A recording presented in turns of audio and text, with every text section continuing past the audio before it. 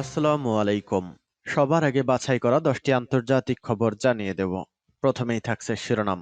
তবে তার আগে অনুরোধ থাকবে ভিডিওটিতে একটি লাইক দিবেন।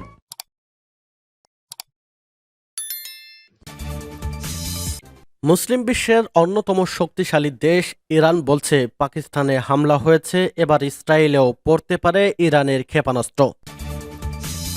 এদিকে পারমাণবিক অস্ত্র নিয়ে যুক্তরাষ্ট্রের আলোচনার প্রস্তাব প্রত্যাখ্যান রাশিয়ার। জানিয়ে দেব ক্ষমতা হারাচ্ছে মিয়ানমারের জান্তা সরকার। এদিকে স্নায়ুযুদ্ধের পর সবচেয়ে বড় সামরিক মহড়া শুরু করেছে ন্যাটো। এবং সর্বশেষ জানিয়ে দেব সিরিয়ায় এবার জর্ডানের বিমান হামলা, নিহত 10 বেসামরিক। এতক্ষণ শুনছিলেন সংবাদ শিরোনাম, এখন বিস্তারিত। অনুরোধ থাকবে ভিডিওটিতে একটি লাইক দিন, কমেন্টস করে জানিয়ে দিন আপনি কোন জেলা থেকে বা কোথা থেকে এই সংবাদটি শুনছেন। ভিডিওটি শেয়ার করে দিন আপনার ফেসবুক সোশ্যাল মিডিয়ায়। পাকিস্তানে হামলা, ইসরায়েলেও পড়তে পারে ইরানের ক্ষেপণাস্ত্র। পাকিস্তানে চলতি সপ্তাহে ক্ষেপণাস্ত্র হামলা চালিয়েছে ইরান। এই হামলায় তেহরান উন্নত প্রযুক্তির দূরপাল্লার ক্ষেপণাস্ত্র ব্যবহার করেছে। এর মাধ্যমে স্পষ্ট হয়েছে যে ইসরায়েলে যে কোনো সময় সরাসরি হামলা করার মতো সক্ষমতা দেশটির রয়েছে।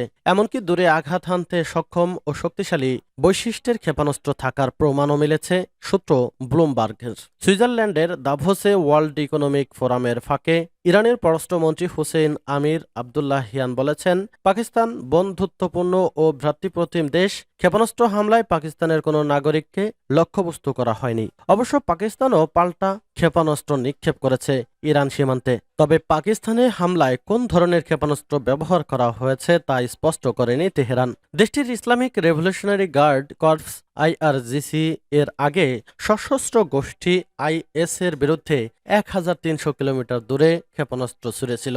দক্ষিণ পশ্চিম ইরান থেকে ছোড়া এই ক্ষেপণাস্ত্র সিরিয়ার IS ঘাঁটিতে লক্ষ্যবস্তুতে সূক্ষ্মভাবে আঘাত হানতে সক্ষম হয়। এগুলো ছিল খাইবার শেকান ও খাইবার ব্রেকার নামে ব্যালিস্টিক ক্ষেপণাস্ত্র।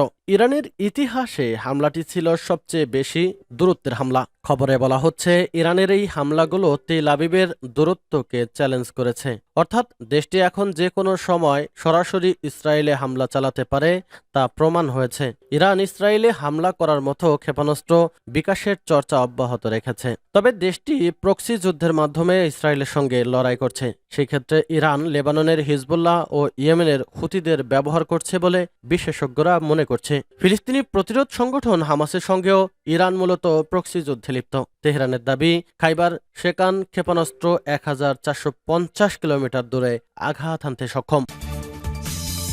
পারমাণবিক অস্ত্র নিয়ে যুক্তরাষ্ট্রের আলোচনার প্রস্তাব প্রত্যাখ্যান রাশিয়ার। পারমাণবিক অস্ত্র নিয়ন্ত্রণ বিষয়ক যুক্তরাষ্ট্রের উত্থাপিত আলোচনার প্রস্তাব ফিরিয়ে দিয়েছেন রাশিয়ার পররাষ্ট্রমন্ত্রী সের্গেই ল্যাভরভ। বলেছেন, ইউক্রেনকে সাহায্য বন্ধ করার আগ পর্যন্ত যুক্তরাষ্ট্রের সাথে রাশিয়ার কোনো আলোচনা সম্ভব নয়। 18 জানুয়ারি বৃহস্পতিবার এক সংবাদ সম্মেলনে ল্যাভরভ বলেন, রাশিয়ার ভূখণ্ডে হামলা চালানোর জন্য ইউক্রেনকে উৎসাহ দেওয়ার মাধ্যমে পশ্চিমা বিশ্ব নিরাপত্তা বিঘ্নিত করছে। পশ্চিমা বিশ্ব ইউক্রেনকে সাহায্য করুক আর না করুক, আমরা ইউক্রেনে আমাদের লক্ষ্য অর্জন করবই। পারমাণবিক অস্ত্র নিয়ন্ত্রণের ব্যাপারে যুক্তরাষ্ট্র কর্তৃপক্ষ আলোচনায় বসার আহ্বানের বিষয়ে ল্যাভরভ জানান, আমরা প্রস্তাবটি প্রত্যাখ্যান করছি।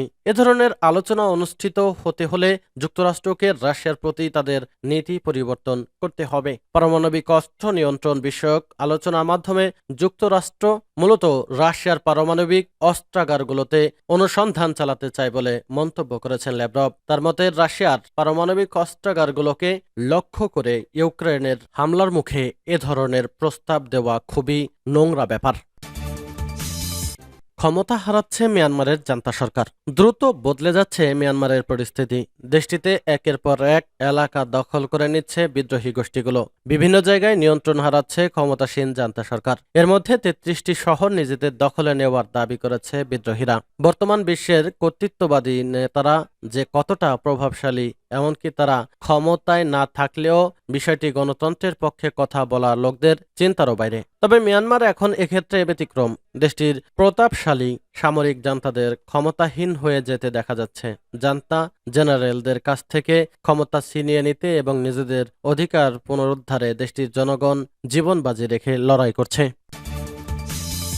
স্নায়ুযুদ্ধের পর সবচেয়ে বড় সামরিক মহড়া শুরু করেছে ন্যাটো। স্নায়ুযুদ্ধের পর সবচেয়ে বড় সামরিক মহড়া শুরু করতে যাচ্ছে পশ্চিমাদের সামরিক জোট ন্যাটো। আগামী সপ্তাহ থেকে এই মহড়া শুরু হবে। মাসব্যাপী এই মহড়ায় অন্তত 90,000 সেনা অংশ নেবে।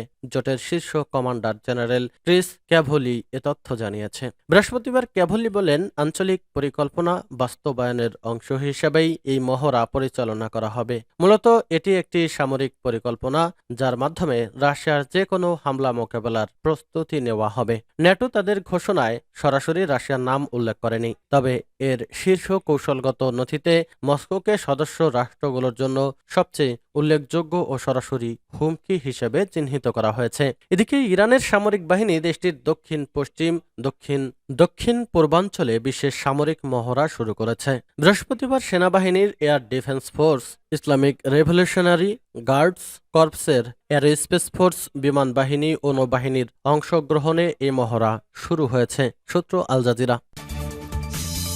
সিরিয়ায় এবার জর্ডানের বিমান হামলা, নিহত 10 বেসামরিক। সিরিয়ায় বিমান হামলায় 10 জন নিহত হয়েছেন।